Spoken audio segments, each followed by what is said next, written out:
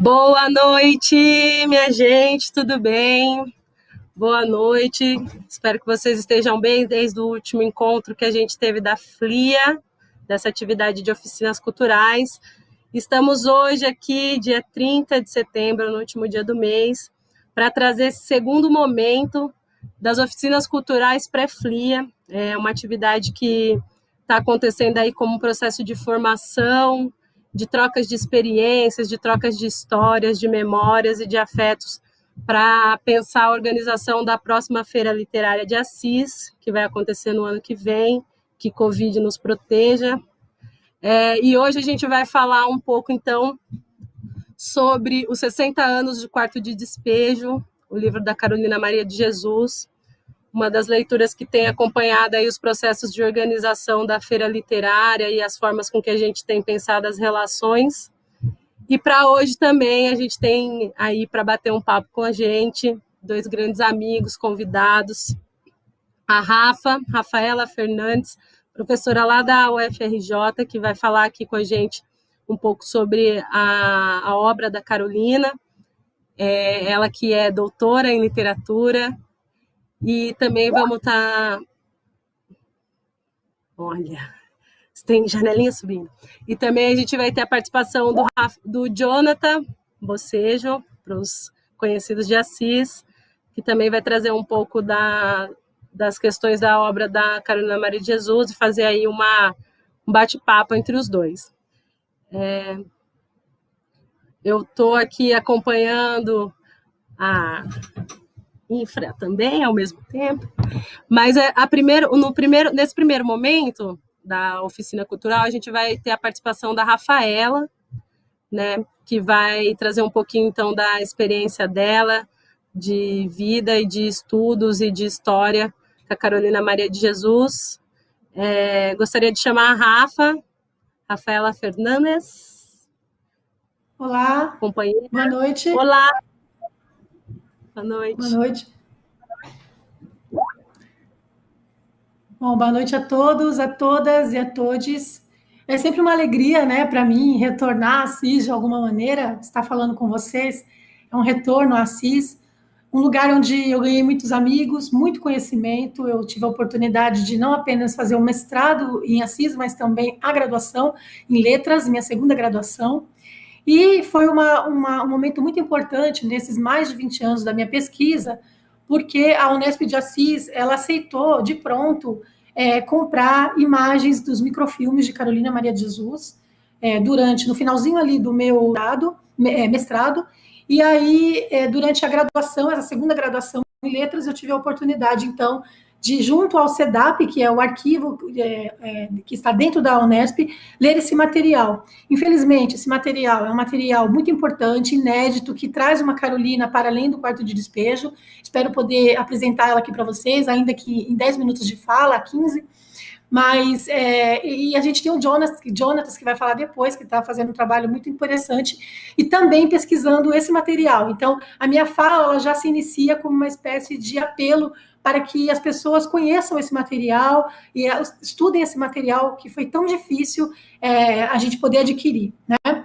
Bom, a Carolina Maria de Jesus, ela está comemorando 60 anos de publicação do Quarto de Despejo, que foi a sua primeira obra publicada, mas que, no entanto, não foi uma obra que ela gostaria que publicasse, porque a Carolina escreveu 7 romances, na verdade 8, só que existe um que não dá ainda para trabalhar, então são 7 romances, ela escreveu mais de 100 poemas, mais de 70 contos, narrativas, com diversas características de crônica. Ela tinha uma característica que eu venho chamando, a partir do meu doutorado, de poética de resíduos, onde ela também vai trabalhar com diversos gêneros literários e não literários. Ela também escreveu músicas, ela era uma compositora, ela tocava violão, como lembra a própria filha de Carolina.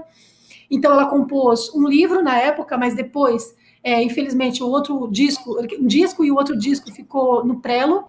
Mas o Quarto de Despejo, Diário de uma Favelada, é um livro bastante importante, impotente e interessante. No entanto, ele não se constitui apenas de quase 300 páginas, ele se constitui de 100 mil páginas, né? Então, a gente sabe que o jornalista Audálio Dantas, quem Carolina chamou a atenção e, de certo modo, Carolina descobriu e projetou esse jornalista, e não foi ele que conheceu ela, a gente tem que pensar um pouco essas inversões aí de valores, né?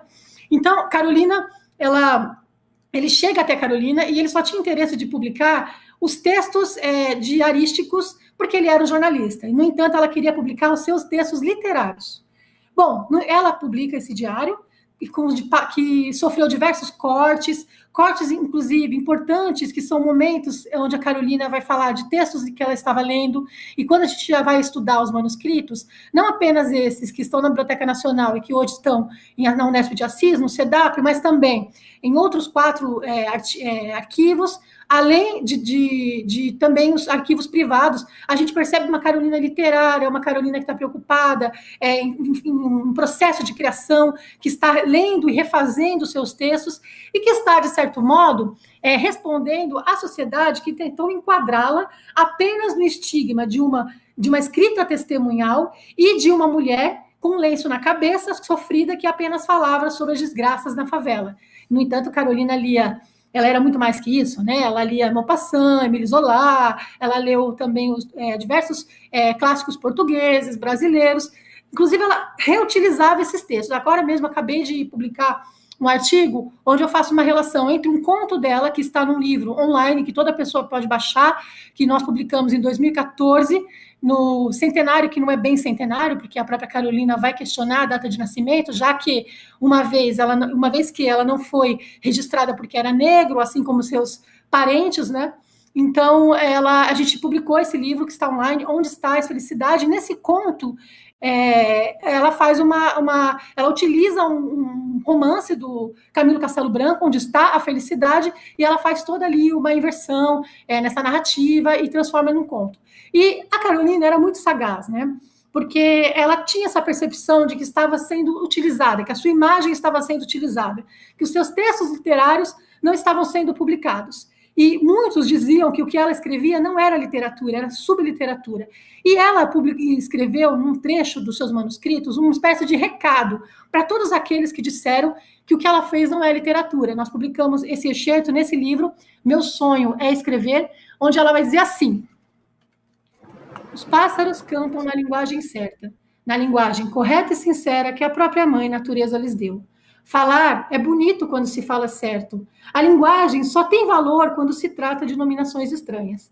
Digo estranhas para vocês, mas não para nós. Esquecer os dissabores é o nosso dever, pois se nós consideramos isto como uma estrada em que viajamos e se estamos chegando ao local designado, não vejo motivo para lembrar e comentar o trecho da estrada ruim. Então, ela está falando justamente da sua escrita, que é uma escrita muito marcada pela ancestralidade negra, pela oralidade e, sobretudo, pela fala e a imagem do seu avô, que é uma espécie de griot, ao qual ela denominou e escreveu um texto para ele, que está nesse livro também, que se chama O Sócrates Africano, onde ela vai falar desse avô que falava diversos provérbios, aos quais ela também depois reescreveu e também escreveu outros nos seus manuscritos. Infelizmente, a Carolina que nós conhecemos, essa que é muito aclamada, que é muito pesquisada, ainda é a Carolina do Quarto Despejo. Isso vem mudando de uns tempos para cá, graças ao acesso que nós temos a esses novos materiais, a escritos de Carolina, a textos que não foram publicados, como, por exemplo, em 1997, o seu livro de poemas, Antologia Pessoal, onde não existe dentro desse livro poemas importantíssimos, onde Carolina está falando, por exemplo, de cotas para negros da universidade, que nós publicamos esse ano, e o livro se chama Clíris, que significa clara evidência. E o poema, ele diz assim: percebam como a Carolina é atual, em 1946, pensando a condição dos negros na universidade pública. Ela vai dizer assim, e o racismo, né? Os feijões. Será que entre os feijões existe o preconceito? Será que o feijão branco não gosta do feijão preto? Ou ao contrário. Será que o feijão... será que o feijão branco não gosta... Desculpa, vou começar de novo. Os feijões. Será que entre os feijões existe o preconceito? Será que o feijão branco não gosta do feijão preto? Será que o feijão preto é revoltado com seu predominador, percebe que é subjugado? O feijão branco será um ditador? Será que existem rivalidades, cada um no seu lugar? O feijão branco é da alta sociedade. Na sua casa, o feijão preto não pode entrar. Será que existem desigualdades que deixam o feijão preto lamentar? Nas grandes universidades, o feijão preto não pode ingressar. Será que existem as seleções, preto para cá, branco para lá, e nas grandes reuniões o feijão preto é vedado entrar? Creio que no núcleo dos feijões também não existem as segregações. Então a gente vê que existem vários textos de Carolina, ainda com teor de denúncia, mas que foram textos que julgavam e colocavam em xeque a sociedade branca que estava editando, branca, claro, homens brancos, né, da classe média, que estavam publicando Carolina. E percebe que nesses livros, assim como a minha tese, que eu pude publicar também, que é Poética de Resíduos, a Poética de Resíduos de Carolina Maria de Jesus, a gente traz outras Carolinas, a Carolina com a sua fantasia naval, que ela mesmo preparava com a sua própria mão, com penas de galinha. Então, uma Carolina que também se diverte, que dá risada, não aquela apenas que era obrigada, tá, muitas vezes, a amarrar na sua cabeça um pano branco, que era um saco de lixo branco, ela amarrava e saía nas fotos. Então, ela vai estar denunciando o tempo todo isso. Hoje, nós temos a alegria, né, de, recentemente, a Companhia das Letras houve um convite para que a gente pudesse publicar todas as obras completas de Carolina Maria de Jesus, tirando ela desse estigma, desse lugar, tirando Carolina literalmente do quarto de despejo, a que tentam colocar sempre ela. Então, nós vamos publicar cerca de mais ou menos 27 livros, que foi a quantidade de obras que ainda é possível resgatar, de um material que, em sua maioria, infelizmente, ainda está na cidade onde ela nasceu e na prisão onde ela e a mãe foi espancada e presa, num lugar que não tem nenhum alojamento, não tem nenhum acondicionamento, nenhuma condição de receber esses manuscritos. Então, percebam que pensar Carolina, estudar Carolina, é uma grande luta, ainda em devir, ainda por se fazer, a qual nós apelamos para que todos vocês possam fazer parte. Eu vou ficar por aqui para ceder palavra aos outros, e nas perguntas eu posso, de repente, ler outros trechos e falar um pouco mais dessa história. Muito obrigada. Rafa, muito obrigada. Que alegria poder ter você aqui com a gente, rememorando esses afetos, essas memórias que sejam da cidade de Assis, né? Mas também podendo compartilhar aí tantos saberes e tantas histórias sobre essa mulher que também tem inspirado a gente daqui, mas que a gente sabe que ainda está nessa perspectiva aí do racismo estruturante, né, do racismo estrutural que atravessa as relações e que atravessa as relações próprias da literatura, né, das editoras, das publicações, que essa é um dos pontos de questão da própria feira literária, né, colocar em evidência também essas marginalidades nos processos literários e trazer um pouco para essa questão periférica também, que é a de estar no sertão, né? Estar no extremo oeste do estado de São Paulo. Não é só calor aqui, né? O calor ferve a mente da gente. E para trazer para a conversa também, aí para intercalar com essas contribuições da Rafa, a gente vai ter aí a participação de um trecho de leitura feito pela Tainara, nossa companheira artista, que vai trazer um pouco da obra da Carolina Maria de Jesus. A produção foi feita por ela e pelo Gabriel Paiva. Espero que vocês possam acompanhar aqui. Após o vídeo, a gente já entra com o Jonathan, com o Bocejo, para fazer as contribuições também dele. E aí a gente vai tocando barca e conversando.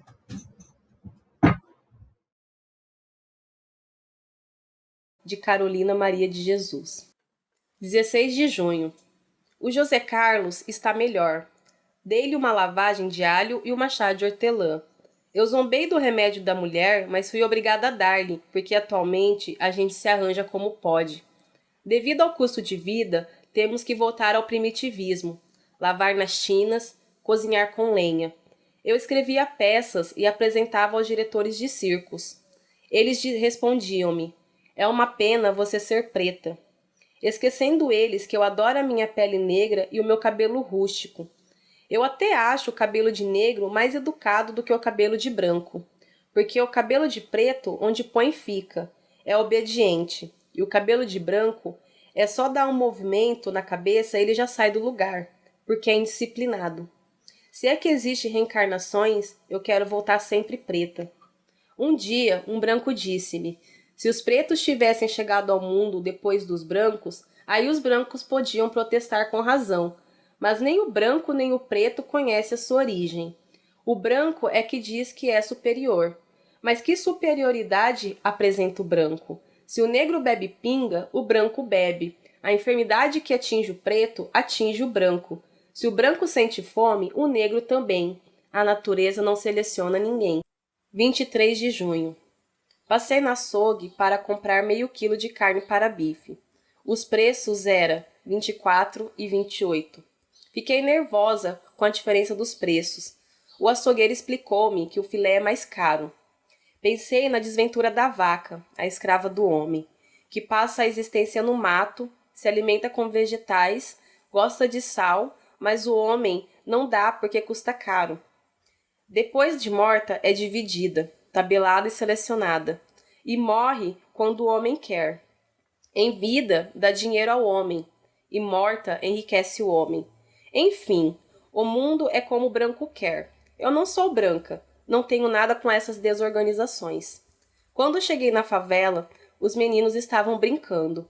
Perguntei-lhes se alguém havia brigado com eles. Responderam-me que só a baiana, uma vizinha que tem 3 filhos, e que a Leila brigou com Arnaldo e queria jogar a sua filha recém-nascida dentro do rio Tietê. E foram brigando até a Rua do Porto, e a Leila jogou a criança no chão. A criança tem 2 meses. As mulheres queriam ir chamar a polícia para levar a menina no juizado. Eu estava tão cansada, deitei. Não tive coragem nem de trocar de roupa. 17 de junho. Passei a noite assim. Eu despertava e escrevia. Depois eu adormecia novamente. Às 5 da manhã, a Vera começou a vomitar. Eu dei-lhe um calmante e ela dormiu. Quando a chuva passou, eu aproveitei para sair. Catei um saco de papel. Eu recebi 12 cruzeiros. Catei uns tomates e um pouco de alho e vim para casa correndo, porque a Vera está doente. Cheguei e ela estava dormindo. Com os meus ruídos, ela despertou-se. Disse estar com fome. Fui comprar leite e fiz um mingau para ela. Ela tomou e vomitou um verme. Depois levantou-se e andou um pouco e deitou-se outra vez. Eu fui no seu Manuel vender uns ferros para arranjar dinheiro. Estou nervosa com medo de Vera piorar, porque o dinheiro que eu tenho não dá para pagar médico. Hoje eu estou rezando e pedindo a Deus para a Vera melhorar. 27 de junho. Hoje a Leila está embriagada, e eu fico pensando como é que uma mulher que tem 2 filhas em idade tenra pode embriagar-se até ficar inconsciente. 2 homens vieram trazê-la nos braços. E se ela rolar na cama e esmagar a recém-nascida? O que eu acho interessante é quando alguém entra num bar ou empório, aparece um que oferece pinga. Por que não oferecem 1 quilo de arroz, de feijão, doce, etc.? 21 de junho. Vesti o José Carlos para ir na escola. Quando eu estava na rua, comecei a ficar nervosa. Todos os dias é a mesma luta. Andar igual um judeu errante atrás de dinheiro. E o dinheiro que se ganha não dá para nada. Passei no frigorífico, ganhei uns ossos. Quando eu saí, a Vera recomendou-me para trazer sapatos. Deixei o João brincando com ela, porque hoje não tem aula para o 2º ano.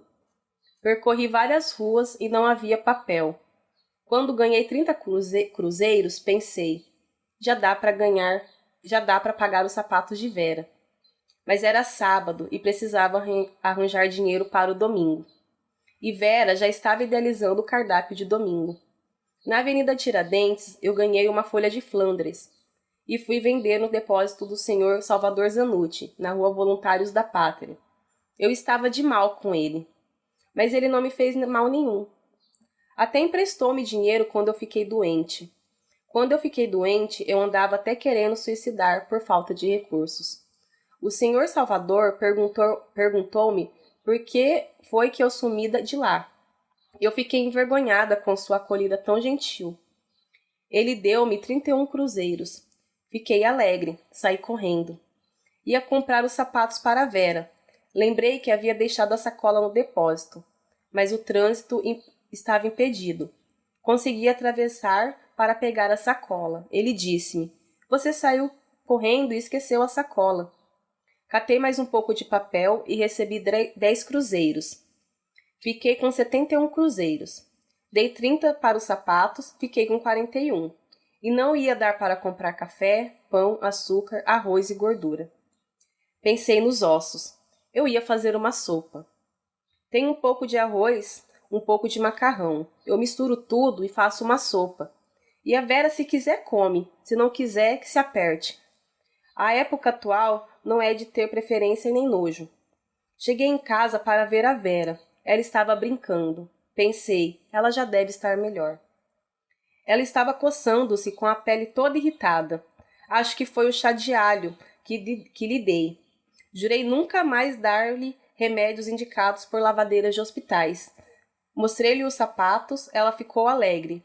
Ela sorriu e disse-me que não sou mentirosa, que está contente comigo e que não vai comprar uma mãe branca.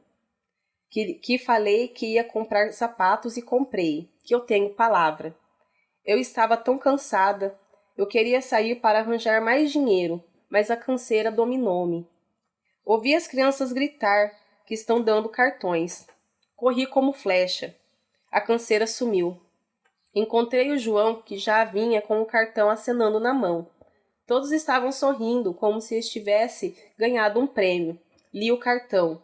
Era para ir buscar um prêmio e uma surpresa para o seu filho na rua Javaé 771. Gente, depois dessa leitura da nossa amiga, artista, historiadora, Tainara, é com muita alegria que eu recebo o Jonathan, bocejo aqui em Assis, para fazer um pouco das suas contribuições também sobre a obra da Carolina Maria de Jesus. Jonathan, olá. Olá, tá escutando? Ótimo, estou ouvindo. Ótimo, gente. Bom, gente, boa noite para todos, para todas, para todos, e um salve para quem é de Quebrada. Um agradecimento especial para quem participou da organização do evento, e é uma honra estar aqui do lado da Rafaela, da Maria, participando desse pré-FLIA. Bom, muito obrigado. Bom, meu nome é Jonathan, sou historiador, sou mestrando pela Unesp e minha pesquisa é voltada para a situação biográfica da Carolina. Mais precisamente, eu foco nas suas memórias de infância. Mas antes de falar um pouco sobre o meu trabalho, eu quero falar um pouco sobre esses 60 anos de quarto de despejo, uma pequena reflexão. Bom, nessas 6 décadas, Carolina esteve viva em 17 anos, mais ou menos. E como podemos ver, através de suas mais de 5.000 páginas escritas, ela nunca parou de escrever. Os cenários mudaram, sua situação de escrita variou entre um barraco na favela do Canindé, os fundos de uma casa em Osasco, a tão sonhada casa de alvenaria em Santana e um sítio no extremo sul de São Paulo. Quero frisar esses diferentes lugares, pois eu acho que é importante mostrar o pós-quarto de despejo. Não que este não seja importante, muito pelo contrário, mas se tem uma reflexão que esses 60 anos de quarto de despejo podem nos ensinar, é que o repertório de Carolina é muito mais amplo. O que eu estou querendo dizer é que hoje o quarto de despejo, que ainda está sendo desvendado devido às pesquisas a partir dos manuscritos, não deve ser visto como a essência de Carolina, mas sim como uma porta de entrada para sua imensa poética de resíduos.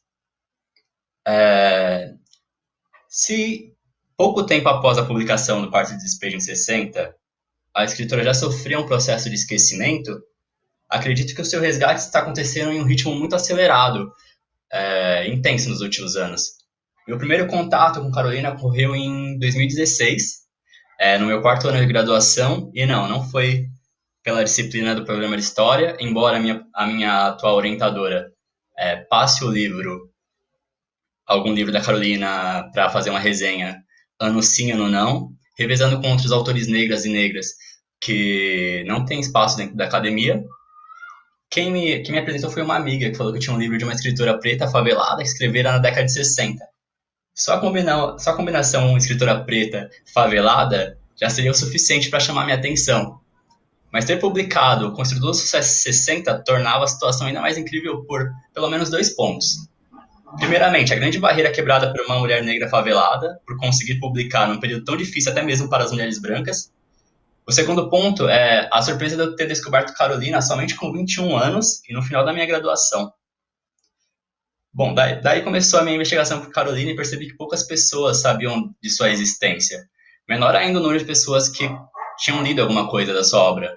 Mas recentemente, nas apresentações que eu venho fazendo e em diversos lugares, universidade, de história ou não, o quadro mudou. Eu sempre faço uma pesquisa, né? Pergunto quem leu, como conheceu, e muita gente já tem contato com a escritora através da leitura de suas obras. No ensino médio, de escolas públicas, os alunos estão lendo Quarto de Despejo, já tendo o primeiro contato. Sem falar que agora, em algumas universidades, já é leitura obrigatória. Ou através da internet mesmo, que é um elemento importantíssimo para a divulgação de livros e ideias não hegemônicos. Cá estamos como prova nesse espaço organizado pela FLIA. Bom, são diversos motivos para esse esquecimento e resgate da literatura caroliniana.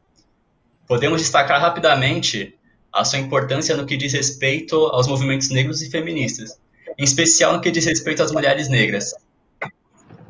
A internet, como já destacado, é importantíssima. E o que eu acho muito importante também é a presença cada vez maior de estudantes pobres e pretos nas universidades nos últimos anos. Tanto é que é muito interessante, apesar de eu me considerar cisense, eu já estou 8 anos em Assis, né? Eu vim da periferia de São Paulo, Zona Sul. A Rafaela Fernandes é das Quebradas de Diadema. E a Tainara, que fez a leitura dramática, é da periferia de Lins, interior de São Paulo. Portanto, eu vejo um poder, uma contribuição muito forte vindo das áreas marginalizadas, né? Portanto, podemos evidenciar forças dentro e fora da academia para esse resgate. E como historiador, eu só posso ver a obra da Carolina de forma extremamente rica, não só pelas barreiras que a escritora teve que quebrar, mas também pela sua forma de escrita única, moldada a partir de suas vivências, de suas lutas como migrante, como mulher negra, como favelada. É pertinente frisar que estudos nos quais mulheres negras aparecem como sujeitos passam pela deficiência de documentos em que elas narram suas próprias experiências, suas histórias, principalmente pelo fato da literatura em território brasileiro ser uma máquina gerida por homens por um longo período, exclusivamente por homens brancos. Situação que só se agrava quanto maior é o recuo temporal de nossas análises. Todas essas circunstâncias tornam as palavras de Carolina muito interessantes e reveladoras. O seu valor testemunhal é muito elevado, mas quanto a isso a gente tem que tomar muito cuidado, pois não devemos valorizar o testemunho, sem limitar a escritora a ele. Ou seja, a gente não pode menosprezar o seu aspecto literário, valorizando também a sua poética de resíduos e relacionando os dois. É necessário entender essa escritura como essencial para a vida, não só de Carolina, mas também de outras escritoras negras, como Conceição Evaristo. Não à toa, o caráter memorialístico dessa literatura, que além de estabelecer uma organização mental para a contingência de suas experiências, também tem uma função coletiva ao trazer a voz da população pobre e preta, do povo que faltava.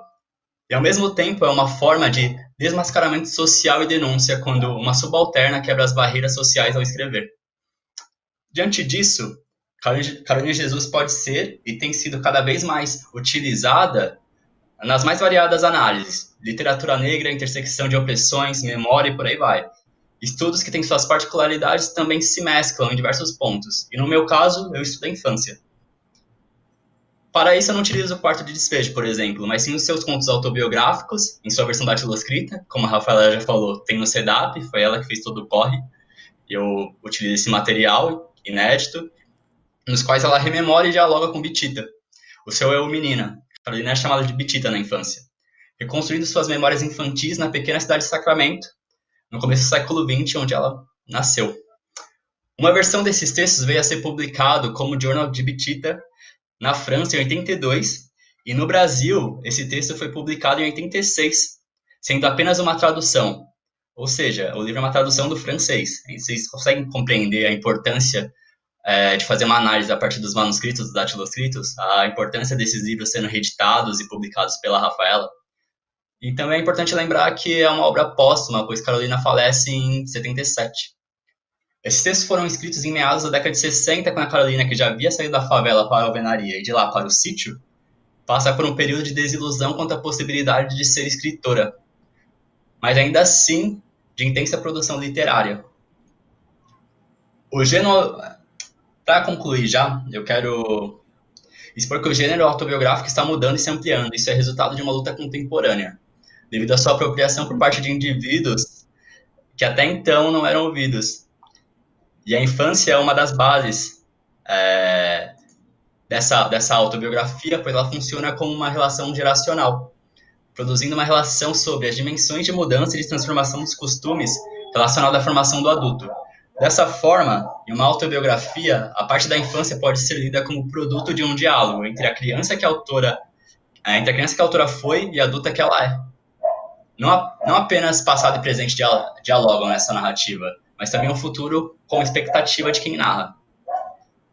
Carolina, ao demarcar sua vida como criança, faz de acordo com a sua individualidade também segundo experiências coletivas, que são transmutadas em memórias e partilhadas por grupos identitários com os quais interage e se identifica, em virtude, por exemplo, de sua classe social, gênero, etnia, e por aí vai. O que eu pretendo, na minha pesquisa, é justamente entender essa reconstrução da infância, nesse momento de sua vida e obra, além, é claro, de pensar e dar visibilidade a essa particularidade infantil, pensando em categorias como raça, gênero, classe, que contemplam não apenas a Carolina, mas também uma enorme parcela da população negra, mostrando que a infância é uma construção social e também uma experiência plural. Bom, gente, basicamente é isso. Fico aberto a perguntas, a diálogo. Abração. Muito agradecida, Jonathan. Eu agradeço aqui, já vou agradecendo antes da gente começar a bater papo.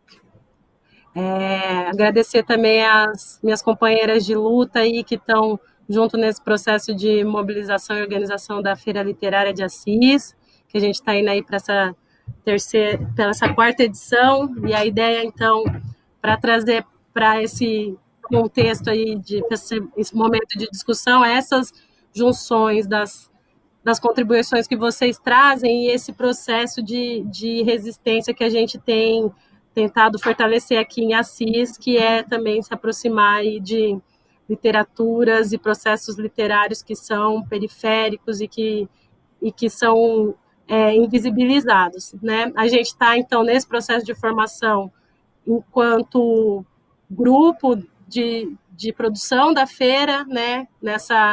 Nesse apoio aí junto ao Instituto do Negros em Bauê, junto ao Espaços de Resistência como o Galpão Cultural, ao Clube de Leitura Leia Mulheres. Então, a partir desses lugares aí que a gente tem pensado, então, essa organização da feira. Então, para isso, vou ficar aqui nessa intersecção, não sei nem se é intersecção, nessa mediação.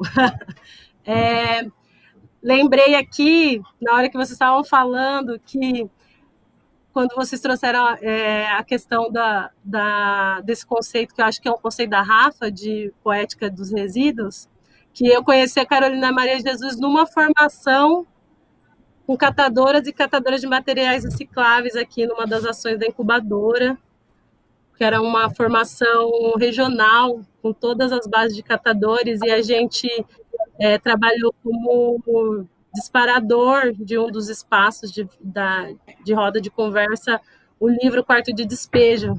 E aí, de repente, me veio essa lembrança aqui, o Jonathan falando da relação dele também com essa historiografia da Carolina.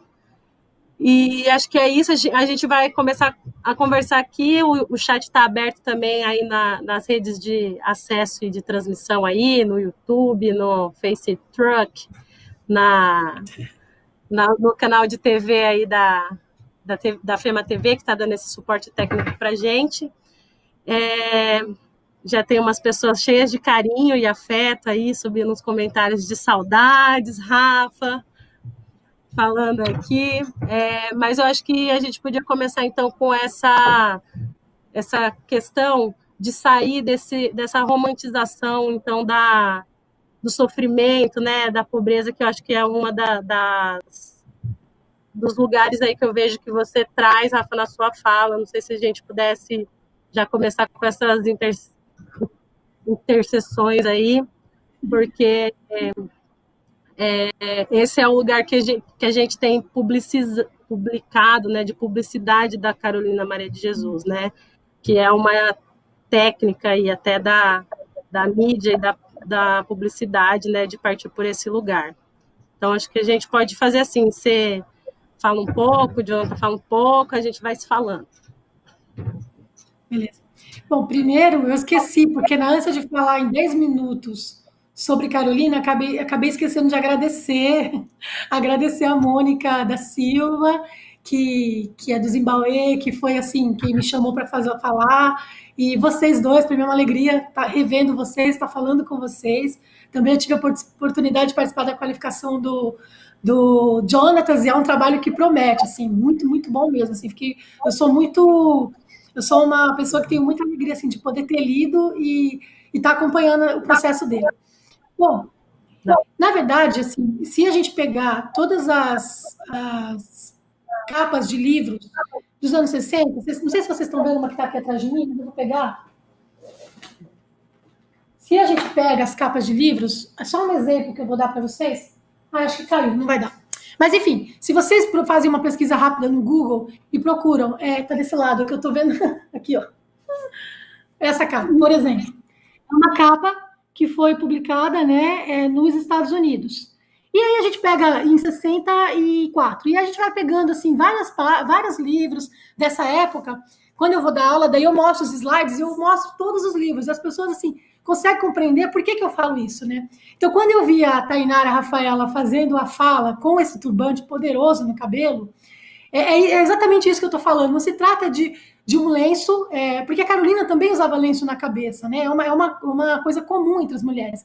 Mas o problema é quando ela era obrigada a amarrar o lenço na cabeça para sair nas fotografias.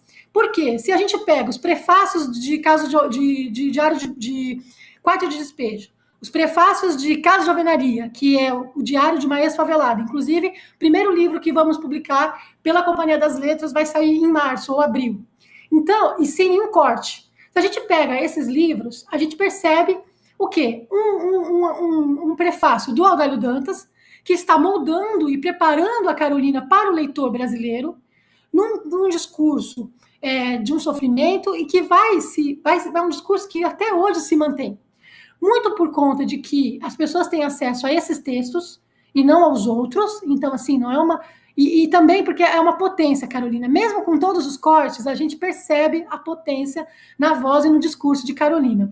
Eu tinha separado aqui alguns trechos que não entraram no quarto de despejo, como, por exemplo, no dia 27 de agosto, onde a Carolina vai fazer uma rememoração da data de nascimento. Esse é de 68, de 58. Então, ela vai dizer assim, no dia 27 de agosto de 1997, o vovô faleceu. Minha mãe disse-me que eu estava com 6 anos. Será que eu nasci em 1911? Há os que dizem que eu nasci em 1914. Criança desconhece o calendário. Eu gostaria de investigar o ano que nasci. E essa é uma preocupação que vai acompanhar a Carolina em vários momentos, como o Jonathan está observando na pesquisa dele, no contato com os manuscritos. Então, assim, inclusive a própria filha da Carolina refutou muito uma biografia que foi recém-lançada, onde ela questiona diversos dados que estão ali. E eu, como leitora dos manuscritos, também questiono. Então, essa ideia de a gente tentar colocar criar uma biografia cronológica para uma história de uma mulher que teve uma vida tão incerta e tão adversa é bastante complicado, né? Como, por exemplo, problematizar a data de nascimento, porque ela era negra e não foi registrada. Eu acho que isso a gente traz muito mais substâncias para a gente pensar a condição do negro no Brasil do que criar uma historinha para Carolina. Também um outro momento aqui no diário, do dia 7 de agosto de 1958, ela escreveu assim: mas quem gosta de escrever é melhor conhecer tudo com base. Estou cansada, vou deitar um pouco. Estou lendo o caso Dreyfus, onde o escritor Émile Zola escreveu o livro Acuso. Aproveitei o enredo que se desenrolou numa série da França. Então ela vai pegar todos esses textos e ela vai trabalhar com esses textos nessa poética de resíduos, sobretudo nesses cadernos de período de favela, porque quando a gente pega os cadernos de Carolina, que são mais de 50 cadernos, a gente se depara com cadernos de período de favela, que eram restos de cadernos usados por crianças, que ela encontrava no lixo, livros que ela encontrou no lixo, revista, outros que ela ganhou, outros que ela tentou comprar, comprou com um pouco de dinheiro que ela conseguiu. Então a gente vê ali uma escrita que se faz pelos restos, materialmente, enquanto caderno, enquanto substância da própria escrita. E essa engenhosidade da Carolina, ela se perde no momento em que a edição corta a criatividade e o poder de criação no processo da literatura que a Carolina empreende, né? Então é bastante complicado. E, bom, é muito importante discutir isso hoje, porque, inclusive, essa discussão que vem sendo realizada por mim desde 2000 é uma discussão que hoje ela chega no seu topo com um conselho editorial formado por Conceição Evaristo, filha de Carolina, velha Eunice Lima de Jesus, pesquisadoras de Carolina, todas negras, somente eu branca, porque tive vários momentos em que eu busquei publicar Carolina através de editoras que eram pequenas editoras que eram formadas por pessoas negras, que fazia literatura dos seus e para os seus. Então, houve todo um processo para se chegar hoje a uma grande editora e, felizmente, publicar uma outra Carolina para além do Quarto de Despejo. Jonathan? E o Mickey, rapaz? Tá desligado, Mickey?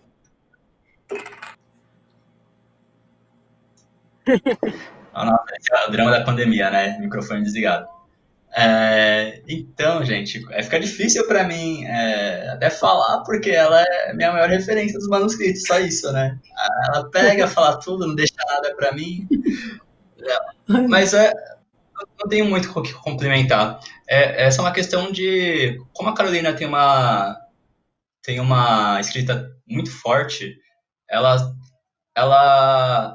quando ela foi lançada o Quarto de Despejo, ela passou por um processo, por um quadro de disputa muito grande entre diversos grupos políticos, entre movimento negro mesmo. Diversos grupos disputaram Carolina, tentaram enquadrar a Carolina de uma forma, sei lá, atender seus objetivos.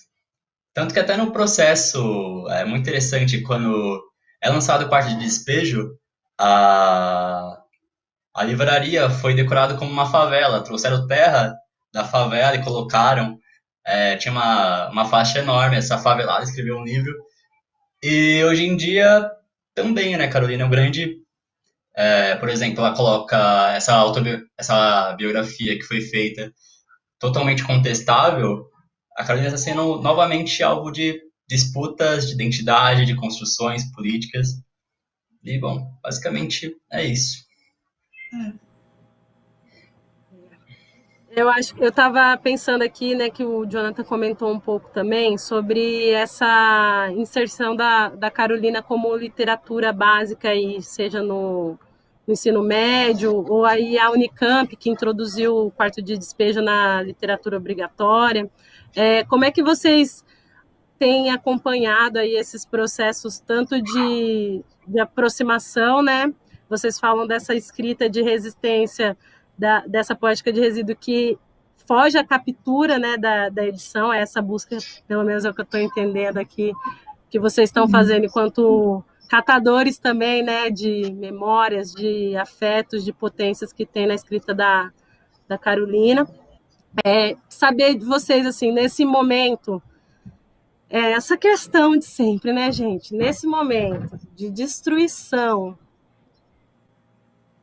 sistêmica, né, sejam dos processos de pesquisa, né, das instituições de pesquisa, né, das instituições públicas, das conquistas, das questões afirmativas de cota, assim, como é que vocês veem esses lugares de resistência que também é do pesquisador que se propõe a trabalhar com conteúdo aí que não é o conteúdo hegemônico, né? Como que é isso também para a história de vocês, aí, para o trabalho de vocês? Vai lá, Rafa. Pode começar. Não, tudo bem. Estou vendo a Mônica da Silva falando: salve, Rafaela, salve, Mônica, saudade do Galpão Cultural, saudade de várias atividades que eu pude desenvolver aí com vocês, e de conhecer essa cidade maravilhosa, as pessoas que foram tão carinhosas comigo e que me deram tanta força durante o movimento de pesquisa, né? Bom, gente vê que, até hoje, tipo, é uma disputa dentro da universidade, né? Não são poucos os pesquisadores que que chegam para falar de que querem pesquisar a Carolina. Até o ano passado ainda tem professor refutando, dizendo que não, isso ela não é escritora, então não é importante. Então, ver Carolina nos vestibulares, publicar a Carolina por uma grande editora e, quiçá, provavelmente, homenagear a Carolina numa flip, embora a gente questione todos esses movimentos canônicos, é importante. É importante porque é uma questão que o próprio movimento negro fala, e aí o Jonatas pode falar melhor do que eu sobre isso, mas da ocupação desses lugares, né? Então, a gente vê a Carolina, por exemplo, a gente conseguiu vender livros de Carolina. O Quarto de Despejo, ele está em todas as escolas municipais de São Paulo, por exemplo, da cidade de São Paulo, capital. E depois ele chegou até na cidade de Assis, né, no interior também. Tanto que eu dei aula no Léo Pisato, eu dei aula em várias escolas aí, porque eu tinha feito ciências sociais, então eu dava aula de sociologia durante a graduação em letras. E eu lembro que no Léo Pisato, quando eu dei aula, eu trabalhei muito com o Quarto de Despejo, essa edição que a Tainara que pegou, e ele tinha um disquinho que acompanhava. Então, se o aluno tivesse preguiça de ler, ele podia escutar. Não tinha desculpa, né? Então, eu trabalhei muito com esse livro nessas escolas de Assis, nas escolas públicas de Assis. Isso foi muito importante, porque uma coisa era eu, quanto professora, chegar lá e falar da Carolina. Outra coisa era eu dizer, olha, tem um livro dela na biblioteca da sua escola. Isso fazia toda a diferença, né? Então, eu lembro, assim, que os alunos, às vezes, traziam trabalhos com aquele livro, que tinha 2 exemplares apenas, e depois até sumiu um, porque alguém ficou apaixonado e acabou levando embora, né? E eu fiquei até pensando, por que o governo não entregou para os alunos esse livro? Né? Será que ele é tão...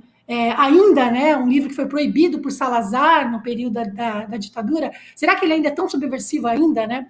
Enfim, então eu vejo assim como um movimento que ele vem caminhando junto, né? É um movimento negro, é um movimento de pessoas pobres também, entrando na universidade, querendo colocar a sua história, a história dos seus. Eu mesmo, quando cheguei em 1999, quando eu fiz graduação em Ciências Sociais, eu queria estudar literatura marginal periférica, eu queria estudar a Dinha, que é uma grande escritora, é um ícone da literatura marginal periférica e morava na rua de baixo da minha casa, entende?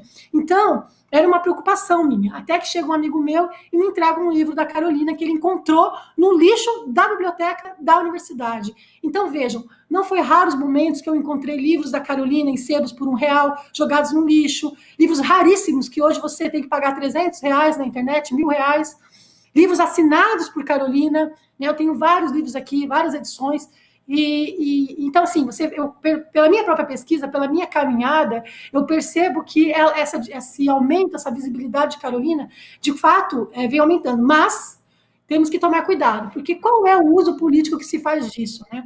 Tanto que a Conceição é uma questão que ela coloca muito, assim, que muitas vezes querem colocar ela no mesmo lugar de Carolina, no sentido não que ela não queira ser, não que ela não esteja como Carolina, porque ambas são escritoras, né? Mas pela questão de colocar, Conceição, fale sobre a sua vida na favela, né? Não pede para a Conceição falar da literatura dela. E assim, e essa questão é muito debatida também. Será que é uma moda? Será que isso de fato vai continuar? Então a gente está aqui como resistência, né? Eu, como mulher branca periférica, que estuda a Carolina há mais de 22 anos, sou uma apaixonada, estou aqui como resistência e representatividade dela, sim, e dos meus, porque, de fato, Carolina, ela dialoga muito comigo. Dialoga comigo em questão de classe racial, dialoga comigo em questão de literatura, eu leio Carolina como eu leio Dostoiévski, dialoga comigo em questão de me ensinar as venalidades do racismo estrutural, de me ensinar isso, embora eu seja neta de uma mãe de santo, eu convivi sempre com negros, mas eu nunca percebi isso como eu percebi através de Carolina, e através de todas as escritoras negras que ela me trouxe, enfim, escritores, né?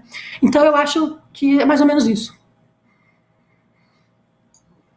Nossa, então, Rafa, eu concordo com tudo que você falou, mas a minha preocupação ainda é outra, porque, por exemplo, nesse período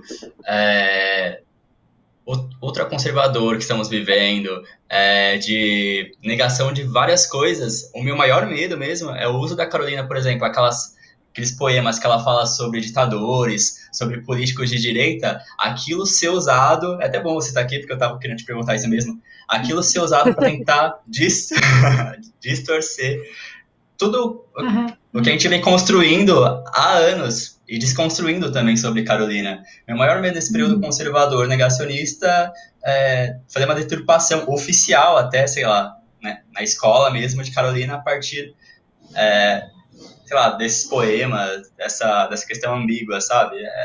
Esse é o meu maior medo. A época das distorções, dos fatos fakes, né, dessas coisas todas, dessas estratégias. Mas aí a gente chama a Tainara para ler um trecho do livro e já está resolvido. Não, novamente a gente entra nas disputas atuais, caso aconteça, né? Sim.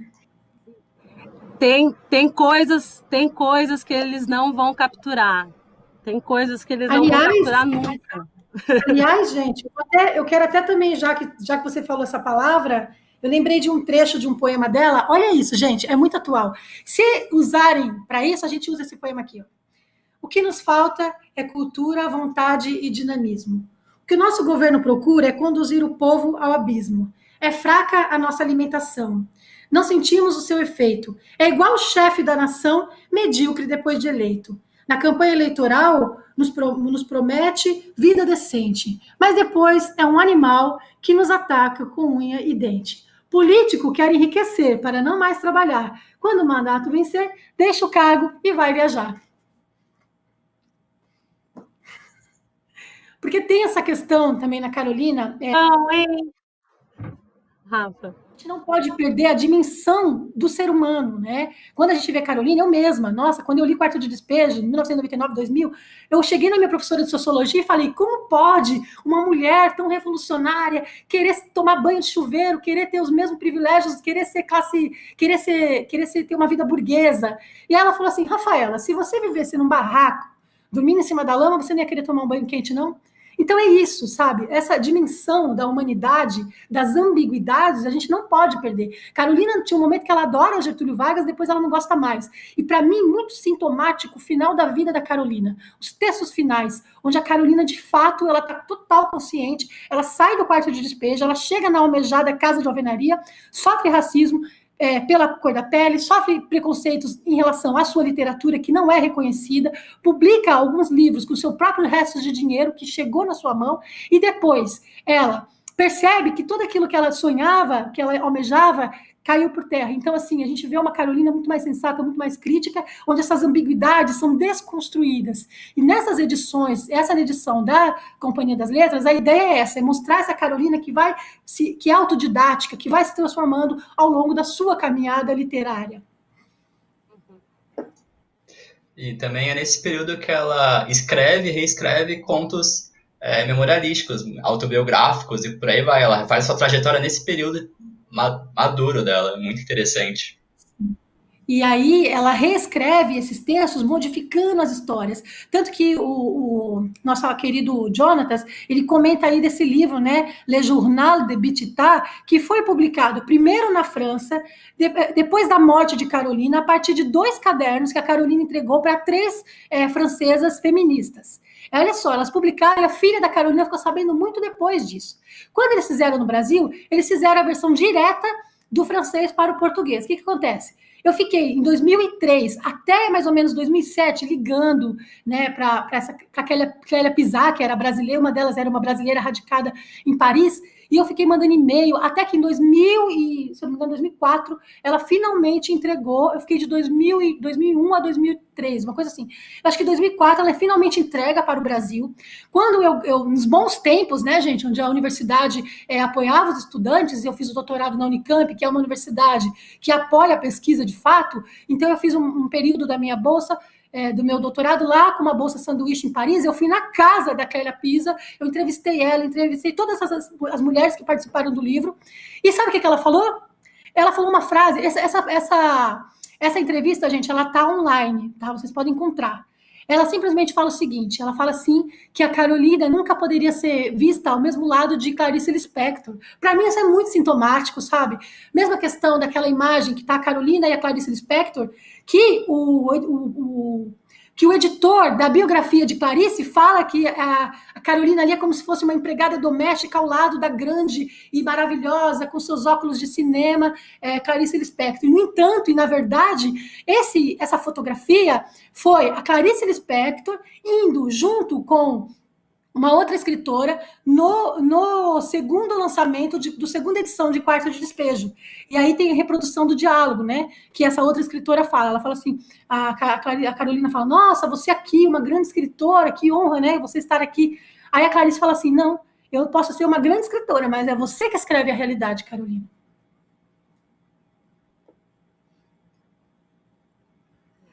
Galera, são forças, né? São forças aí. Muito obrigada, Rafaela. Muito obrigada, Jonathan. Eu estou aqui tentando dar uma olhada sobre o tempo que a gente tem aí para papear mais. Falar um pouco também desse processo de ocupação que é o Galpão Cultural, que é a proposta que a feira faz também, né, aqui em Assis, compartilhar com vocês que a articulação que a gente está fazendo é para trabalhar com a Feira Literária Assis Abaiomi no próximo ano, pensando também esse resgate da afro-brasilidade, vamos usar, da afro-brasilidade, de trazer um pouco para essa questão, a potência que são esses atravessamentos sistêmicos, né, que é a questão da história do Brasil e da história da mãe África também, né, Brasil, África, dessa relação.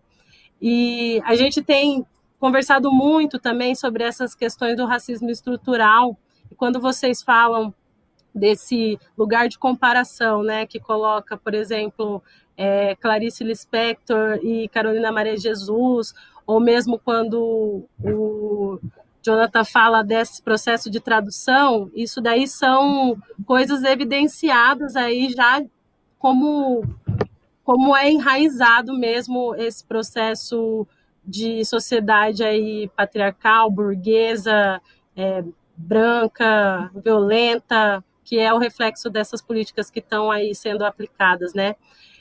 Bom, a ideia, nesse sentido, é falar com vocês, assim, sobre esse processo que tanto mobiliza a gente, que é o processo da editoração, né, dessa cadeia produtiva que existe sobre a literatura, de entender como se dão essas chegadas nesses lugares hegemônicos, né? Você falou aí dessa questão da Flip, né? A gente está falando da Flia, então a gente sabe que tem ressonâncias, efeitos, né? Que esses lugares têm efeitos. Então, falar assim, perguntar para vocês como é que encarar esses processos de ocupação aí. Quer começar? 2 ou 1? Pode ser. No que tange, assim, a questão de publicação, eu não tenho muita experiência. Eu não sei, eu sei da importância da ocupação de espaço, todos os espaços, mas o próprio ato de trabalhar com Carolina na universidade é muito complicado. Mas aquilo que eu falei, tudo isso é impacto da ocupação, do ingresso de pessoas pobres e negras na universidade. Isso reflete gradativamente em diversas ocupações, não só na universidade, mas na parte da publicação. E o que mais? Nossa, gente, me fugiu agora. Passo. Escapa também as coisas. Primeiro, só queria falar uma coisa que eu estava falando e parei em outra. Quando a gente pega o Jornal de Bititá e a tradução, a gente percebe também que a Carolina, mais uma vez, foi solapada, foi recortada e foi preparada para o público francês. Então, por exemplo, em francês, a Carolina, no livro lá, ela não come com garfo ou colher, ela come com a mão. Então, assim, são várias violências que esse texto sofre, que essa imagem sofre, que essa representação dessa mulher sofre. Então, assim, queria mostrar essa bonequinha que eu ganhei esses dias. Então, a gente vê aqui uma Carolina com seu cabelo black, olha aí, arrumadinho, com ela tá usando aqui o seu broxinho no cabelo, né, com o seu caderno na mão, uma outra representação de Carolina. Quantas bonecas eu vi de Carolina com lenço na cabeça, com uma roupa esfarrapada, sempre assim, sempre essa imagem, né? Então a gente percebe que isso vem mudando, né? Vem mudando até na produção dessas artesanias. E eu fico, assim, super feliz de acompanhar isso. E, bom, nas edições que eu tenho preparado, eu preparei os 3 últimos livros de Carolina. Onde Estás, Felicidade? Meu Sonho é Escrever. E também preparei esse que eu mostrei para vocês, Clíris, que é um livro de poemas sem cortes, com as músicas. Também participei dessa edição, que foi feita em espanhol, dos livros de Carolina, que a gente tem também aqui a Carolina com vestido de bolinha, que foi usada até na bonequinha. Então, a gente aqui tem uma outra imagem, uma outra representação de Carolina em todos os livros que eu pude participar. E eu participei, quero deixar isso assim bem registrado, que eu participei porque eu fiz um trabalho de muitos anos de conhecimento. Eu acho que eu fui assim a primeira pessoa que de fato leu tudo que ela escreveu. A gente tem um trabalho anterior, que foi a Elzira Perpétua, que fez o cotejo do Quarto de Despejo. Então, ela pegou os manuscritos do Quarto de Despejo com a Adélio Dantas e cotejou com um livro publicado.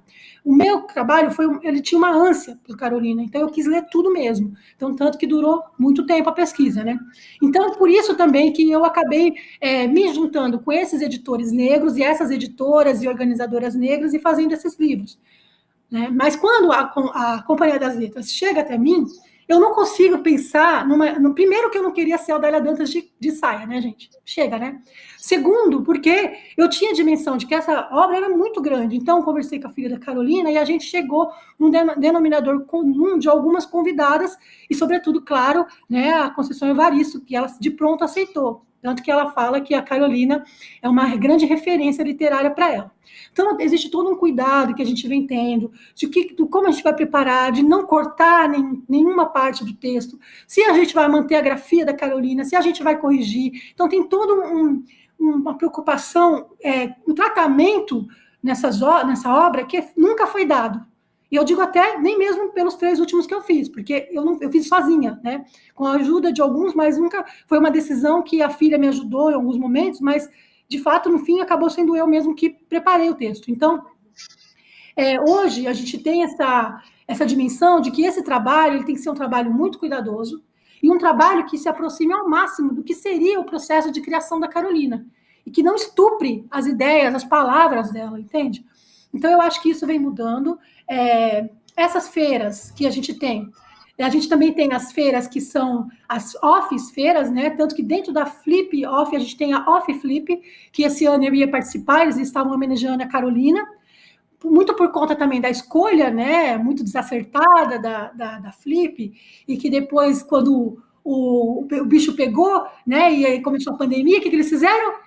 Vamos passar para uma mulher negra. Aí é fácil, né? Jogar o rojão na mão de uma mulher negra. Então, são várias questões que a gente tem que perceber, como o Jonatas falou, o uso que se faz também. Né? É muito fácil depois jogar o rojão na mão de uma mulher negra para dizer que está fazendo alguma coisa no momento em que a Flip, de fato, não ia existir.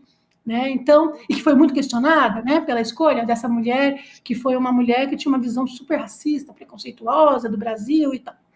Então, eu acho que é isso, assim, acho que a gente está caminhando bem, né? Também como estar aqui falando com vocês, se vocês forem homenagear, tiver alguma participação de Carolina, quem sabe levar alguma conselheira para lançar algum livro lá, enfim, eu acho que vale a pena, né? Pensar a Carolina, mas não só a Carolina, porque a gente também tem que tomar cuidado com esses exemplos, né? Se pega a Carolina, se pega a Conceição, como se não existisse mais Miriam Alves, Cidinha da Silva e tantas outras escritoras negras que estão aí produzindo, estão silenciadas, né? E aí você pega uma e coloca em todos os holofotes sobre ela. É bastante problemático esse racismo estrutural, né? Jonathan Bocesso, chegou uma pergunta para você aqui dos bastidores, perguntando aqui, como que é para você trabalhar com a obra dela, com as autobiografias, e pensar ela como dentro dessa historicidade, dentro desse processo histórico dela e de sujeito, enquanto sujeito histórico está escrito. Como é para você pensar a partir da obra? Bom, acho que nos últimos anos, questão da história, o que mais tem sido pensado é a questão da valorização do negro quanto sujeito histórico, né? Eu acho que a problemática de trabalhar com a Carolina dentro da sua autobiografia é justamente como o que dá para utilizar e o que não dá para utilizar do que é produzido dentro da academia. Mas ainda assim, acho que eu estou num momento muito oportuno em onde muita publicação é feita em relação a, por exemplo, o conceito de escrevivência da Conceição Evaristo está sendo muito explorado, produções, produções, sua maioria feministas, visando justamente essa questão da narrativa, da mulher negra. Então, eu tenho que ter esse jogo de esse equilíbrio assim entre sei lá, a legitimidade acadêmica e o que eu posso abordar dessa outra parte marginal, né? Bom, não sei se deu para entender. Pessoal, Rafa, Bocejo, a gente está aqui perto das 9 horas e 40 minutos. Eu queria saber se vocês têm alguma consideração final para a gente já ir se despedindo, se conectando também com o próximo encontro, firmando aí essas parcerias. Queria que a Rafa pudesse falar alguma coisa, o Jonathan também. Bom, quero agradecer o convite, agradecer a todos que estão aqui assistindo, a todos que irão assistir no futuro, porque a gente sabe que depois outras pessoas assistem. Deixem aberto para vocês o meu contato, vocês me seguir no Instagram, que eu estou postando lá tudo que está acontecendo de Carolina, @Rafaela, com 2 Fs, 2 Ls, Fernandes, com Z, _. E é isso, assim, eu espero que vocês que estejam assistindo, ou estudantes ou não, ou aqueles que almejam, que possam também, até a comunidade, ter algum acesso a esse material tão precioso que está lá no CEDAP e que precisa ser conhecido, precisa ser lido mais do que explorado, né, Jonatas? Então é isso. Eu agradeço mais uma vez. Obrigada, foi uma alegria falar ao lado de Jonatas, Maíra, muito obrigada. Um beijo, Mônica da Silva, muito obrigada por ter me convidado. E até mais. Jonathan? Bom, nossa. Bom, só tenho a agradecer, foi muito proveitoso essa conversa, adoro a Rafa, Flia, nossa, muito maravilhoso. E até a participação também do pessoal, nossa, vários rostos conhecidos, beijão, Jess. E acho que, como eu disse, a potência desse encontro da internet, mesmo em pandemia, conversar, falar de Carolina é sempre muito importante, que a gente está agora no período, eu acho que, de reconstrução, né? Então, quanto mais a gente pensar nos manuscritos, reconstruir a imagem de Carolina, a gente só tem a ganhar. Só obrigado pelo espaço, só isso. Eu gostaria de agradecer também, muito obrigada, Rafa. Muito obrigada, Bocejo. Muito obrigada ao Guia e a Ana, que estão aqui também, atrás dessa parede aqui atrás, ó, cuidando desse processo de ocupação que está sendo também, poder estar aqui falando desses assuntos, dessas temáticas, num canal que faz uma transmissão ao vivo, que faz uma transmissão na cidade de Assis, que é a FEMA TV. Agradecer aí o apoio do Galpão Cultural em todas essas iniciativas de resistência, nesses momentos de emergência cultural, que é o que a gente está vivendo. Agradecer também minhas companheiras de trabalho, que organiza aí a Feira Literária de Assis. Agradecer também a Mônica, grande amiga, que esteve com a gente na primeira oficina, falando sobre o trabalho dela. Agradecer a Meire, que está aí junto com a gente nesse projeto da Feira Literária Baiomi, que a gente está aí também tentando ocupar esses espaços de fomento, que é esse PROAC editais aí do governo do estado de São Paulo, que nunca chega na borda, né, que só fica lá no meio.